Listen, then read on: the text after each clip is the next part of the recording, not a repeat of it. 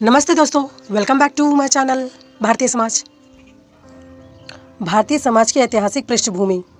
अब भारतीय समाज की ऐतिहासिक पृष्ठभूमि में हम पढ़ेंगे आज मध्यकाल। मध्यकाल में निम्नलिखित कालों को सम्मिलित किया गया है, मतलब इसमें दो कालों को सम्मिलित किया गया है। पहला है राजपूत काल। गुप्त साम्राज्य के पतन के बाद भारत में अनेक छोटे छोटे राज्यों का उदय हुआ। कुछ समय तक हर्ष के शासन में भारत का एक केंद्रीय सत्ता के अधीन रहा, किंतु हर्ष के अवशासन के बाद भारत की राजनीति एकता पुनः विलुप्त हो गई। 7वीं सदी से 12वीं सदी तक उत्तरी भारत में राजपूतों का शासन रहा। इसे मध्य युग के नाम से जाना जाता है। इस समय उत्तरी भारत में अनेक छोटे छोटे स्वतंत्र राज्य बने जो परस्पर लड़ा करते थे। इस युग में संकीर्णता की प्रवृत्ति प्रबल हुई और नवनीता, मौलिकता तथा प्रगतिशील दृष्टिकोण का अंत हुआ। इस युग में धार्मिक कर्मकांडों की वृद्धि हुई, उच्च वर्ग का नैतिक पतन हुआ, वे विलासी जीवन व्यतीत करते थे। दक्षिण भारत के मंदिरों में देवदासी प्रथा का प्रचलन हुआ। राजपूत अपनी आन बान के पक्के थे। बाल विवाह, जौहर प्रचलन, विधवा विवाह का अभाव एवं सती प्रथा इस युग की ही देन है। जागीरदारी प्रथा एवं सामंतवादी व्यवस्था राजपूतों की ही देन है। इस समय जाति प्रथा अपने सुदृढ़ रूप में मौजूद थी। इस युग में कला एवं साहित्य का भी विकास हुआ। दुर्ग निर्माण कला इसी युग की देन है। सोमनाथ मंदिर, कोणार्क का सूर्य मंदिर, पुरी का जगन्नाथ मंदिर, आबू के जैन मंदिर, कांची और तन्नौज के मंदिर इस युग की स्थापत्य कला के उत्कृष्ट उदाहरण हैं। इस युग में वीरता का बेजोड़ युग था, किंतु इस समय संकीर्ण देशभक्ति पाई जाती थी और राजनीतिक व्यवस्था कुलीन तंत्र और भ्रष्ट नौकरशाही पर आधारित थी। मध्यकाल में अब दूसरा है मुस्लिम काल। भारतवासियों का अरब निवासियों से यद्यपि व्यापारिक संबंध अति प्राचीन है, किंतु 11वीं सदी से ही जबकि महमूद गजनवी ने दिल्ली पर आक्रमण किया और पृथ्वीराज चौहान को हराकर मुस्लिम राज्य की नींव डाली, तो भारत में मुसलमानों का प्रभाव बढ़ा। धीरे धीरे राजपूत राजाओं की शक्ति घट रही थी और उनके स्थान पर मुसलमान शासकों का प्रभाव बढ़ रहा था। 1175 ईस्वी में गौरी ने मुस्लिम साम्राज्य की स्थापना की नींव डाली। उसने मुल्तान, सिंध और लाहौर को जीतकर अपने राज्य में मिला लिया। उसने दिल्ली, अजमेर, कन्नौज और बनारस विजय किए। भारत में मुसलमानों के विभिन्न वंशों जैसे गुलाम वंश, खिलजी वंश, तुगलक वंश, सैयद वंश, लोदी वंश आदि का लगभग 600 वर्ष तक शासन रहा। मुगल काल में अनेक प्रसिद्ध शासक हुए, जिनमें बाबर, हुमायूं, अकबर, शाहजहां आदि कई कुशल शासक थे। बाबर मुगल साम्राज्य का संस्थापक था। बहादुर शाह जफर इसके अंतिम शासक माने जाते हैं। मुसलमानों ने पहले जितने भी आक्रमणकारी जैसे यमन, शक, हूण, कुषाण, सिथिनियस, मंगोलियन आदि तो भारतीय समाज में विलीन हो गए, किंतु मुसलमानों का पृथक अस्तित्व बना रहा, क्योंकि दोनों में धर्म, संस्कृति, देवी देवता, खान पान एवं जीवन दर्शन में महान अंतर था। अकबर ने दोनों ही धर्मों को समान महत्व दिया। लंबे समय तक हिंदू एक मुसलमान संस्कृति के संपर्क के कारण कला, धर्म, साहित्य, परिवार, विवाह, संगीत और संस्कृति के अनेक क्षेत्रों में दोनों में बहुत आदान प्रदान हुआ। भारत ने जो कुछ भी रण क्षेत्र में खो दिया वह उसने आध्यात्मिक शस्त्रों द्वारा पुनः प्राप्त कर लिया। हिंदू राजाओं और मुसलमान शासकों के भारत के कई भागों में साथ साथ राज्य स्थापित थे। कई स्थानों पर विशेषकर दक्षिण में मराठों की शक्ति भी बढ़ रही थी और वे मुगलों के प्रबल प्रतिद्वंदी के रूप में उभरे। मराठों में शिवाजी का नाम उल्लेखनीय है, जिन्होंने मुगलों विशेषकर औरंगजेब को नाको चने चबवा दिए थे। अंग्रेजों के भारत आगमन के बाद मुस्लिम राज्यों का पतन हो गया।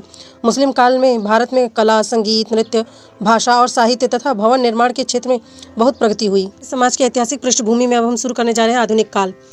आधुनिक काल में पहला है ब्रिटिश काल। भारत में अंग्रेजी राज्य की नींव ईस्ट इंडिया कंपनी द्वारा डाली गई, जिसकी स्थापना ब्रिटेन में पूर्वी देशों से व्यापार के लिए की गई थी। 1761 में अंग्रेजों ने पौंडीचेरी पर अधिकार कर लिया। कंपनी को धीरे धीरे बंगाल, बिहार और उड़ीसा के दीवानी अधिकार प्राप्त हो गए। अंग्रेजों ने अपनी शक्ति बढ़ाने के लिए निरंतर प्रयत्न किए। ईस्ट इंडिया कंपनी के प्रथम गवर्नर वॉरेन हेस्टिंग्स ने मराठों, हैदर अली, टिपू सुल्तान और रोहेलो जैसे युद्ध किया। लॉर्ड वेलजनी ने मैसूर की शक्ति का अंत किया और मराठों के नेता पेशवा को अपने अधीन कर लिया। लॉर्ड हेस्टिंग्स ने होलकर व सिंधिया की शक्ति कम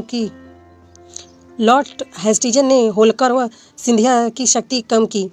राजपूतों को अंग्रेजों के अधीन कर दिया तथा दक्षिण राज्यों के अंग्रेजों साम्राज्य में मिला दिया। 1856 ईस्वी तक सिंधी नदी से ब्रह्मपुत्र तक, हिमालय से कुमारी अंतरिम तक अंग्रेजों का झंडा यूनियन जैक फहराने लगा। 1857 में सैनिकों ने स्वतंत्रता प्राप्ति के लिए विद्रोह किया, किंतु वह सफल नहीं हो सका। 1858 से ही भारत का शासन कार्य ब्रिटिश पार्लियामेंट ने अपने हाथ में ले लिया। अंग्रेजी शासन में भारत में दो प्रकार की शासन व्यवस्था की। कुछ भाग राजाओं और नवाबों के शासन में था और कुछ अंग्रेजों के अधीन। अंग्रेजों ने अपने को मालगुजारी वसूल करने, शांति व्यवस्था बनाए रखने और भारत की सीमाओं की रक्षा करने तक सीमित रखा। उन्होंने देश के सामाजिक पुनर्गठन, सामाजिक बुराइयों का अंत करने तथा राष्ट्रीय एवं नैतिक चरित्र ऊंचा उठाने का प्रयत्न किया। अंग्रेजों के शासनकाल में देश में सड़कों, रेलवे, जलमार्ग, पोस्ट एवं टेलीग्राम और टेलीफोन, रेडियो, कृषि, सिंचाई, व्यापार, वाणिज्य, उद्योग तथा शिक्षा आदि के क्षेत्र में अनेक परिवर्तन हुए और भारत ने भौतिक प्रगति भी की। अंग्रेजों ने देश को विशाल शासन तंत्र, नौकरशाही एवं संसदीय प्रजातंत्र प्रदान किया। सारा देश एक राजनीतिक सत्ता के अधीन था। लोगों में राजनीतिक जागरूकता पैदा हुई। आए दिन होने वाले राजाओं के छोटे मोटे झगड़ों एवं बाह्य आक्रमणों से मुक्ति मिली। भारत का विभिन्न देशों से राजनीतिक एवं व्यापारिक संपर्क बढ़ा। भारतीय साहित्य एवं शिक्षा पर अंग्रेजी शिक्षा का प्रभाव पड़ा। देश में औद्योगिकीकरण और नींव रखी गई। सन 1917 से ही देश को अंग्रेजी राज्य से मुक्ति दिलाने के प्रयास किए जाने लगे, जबकि राष्ट्रपिता गांधी ने भारतीय राजनीति में प्रवेश किया। गांधी के नेतृत्व में देशव्यापी स्वतंत्रता संग्राम छेड़ा गया, जिसमें देश के सभी तबकों के लोगों ने सहयोग दिया। स्वतंत्रता संग्राम में भारत के अनेक सपूतों ने अपनी कुर्बानी दी।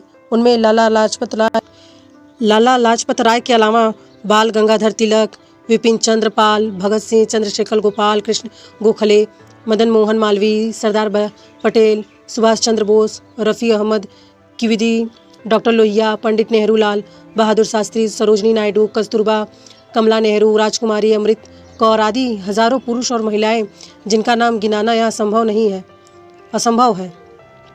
गांधी जी ने अंग्रेजों के विरुद्ध असहयोग आंदोलन, सविनय अवज्ञा आंदोलन एवं भारत छोड़ो आंदोलन छिड़ा था। 15 अगस्त 1947 को अंग्रेजों के लगभग 200 वर्ष के शासन से मुक्ति मिली और भारत तथा पाकिस्तान 2 पृथक राज्यों की स्थापना हुई। स्वतंत्रता प्राप्ति के बाद का काल। वैसे भारत में आधुनिक काल का प्रारंभ अंग्रेजों के काल से ही माना जाता है, क्योंकि भारत को आधुनिकरण से परिचित कराने का श्रेय अंग्रेजों को ही है। अंग्रेजों ने ही भारत को सार्वभौमिक शिक्षा, यातायात एवं संचार के नवीन साधन, औद्योगिकरण, नगरीकरण, स्वतंत्रता व समानता के विचार और राजनीतिक जागृति प्रदान की। समाज सुधार के आंदोलनों का भी श्री गणेश अंग्रेजों के इस काल से ही हो गया था। ब्रिटिश का उल्लेख हम पूर्व में कर चुके हैं। हम यहाँ स्वतंत्रता प्राप्ति के बाद के काल की चर्चा करेंगे। 15 अगस्त 1947 को भारत आज़ाद हुआ। आज़ाद होते ही भारत के सामने कई नई समस्याएं खड़ी हो गई, जिन्हें तत्काल हल करना आवश्यक था। एक समस्या थी पाकिस्तान से आने वाले शरणार्थियों को बसाने की तथा उनके लिए खाद्य सामग्री जुटाने की। दूसरी बड़ी समस्या थी छोटे मोटे रजवाड़ों और नवाबों के शासन को भारत की केंद्र सत्ता के अधीन लाने की। कश्मीर और हैदराबाद, जो कि भारत से पृथक राज्य चाहते थे, और भारत में मिलाने का प्रयास हुआ।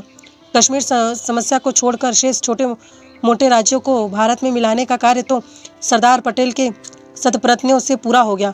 अक्टूबर 1956 तक अब और सन 3 श्रेणी के राज्यों की व्यवस्था की गई, किंतु नवंबर 1956 तक भारत के राज्यों का पुनः गठन किया गया।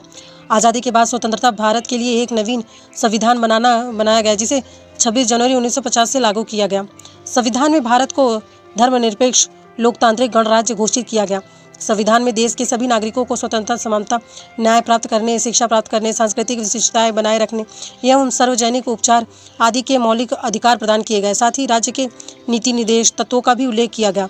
संविधान में कहा गया कि राज्य किसी भी व्यक्ति के साथ धर्म, लिंग, रंग, जन्म, जाति और प्रजाति के आधार पर भेदभाव नहीं करेगा। अनुसूचित जातियों, जनजातियों, पिछड़े वर्गों तथा अल्पसंख्यकों को संविधान द्वारा संरक्षण प्रदान किया गया तथा उनके लिए पंचायत से लेकर लोकसभा तक की सीटें में साथ सुरक्षित रखा गया। भारत की शासन व्यवस्था। भारत के नागरिकों को दोहरी नागरिकता प्राप्त है। एक तरफ वे राज्यों के नागरिक हैं तो दूसरी तरफ केंद्र के।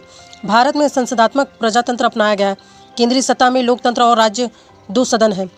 लोकसभा के सदस्यों का चुनाव प्रत्यक्ष मतदान द्वारा जनता करती है, जबकि राज्यों के सदस्यों का चुनाव अप्रत्यक्ष प्रणाली द्वारा होता है। राष्ट्रपति को राज्यसभा के 12 सदस्यों को नामजद करने का अधिकार प्रदान किया गया है। संविधान में 2 प्रकार की सूचियां हैं, केंद्र सूची तथा समवर्ती सूची। इन सूचियों के द्वारा केंद्र एवं राज्यों के विषय बांट दिए गए हैं।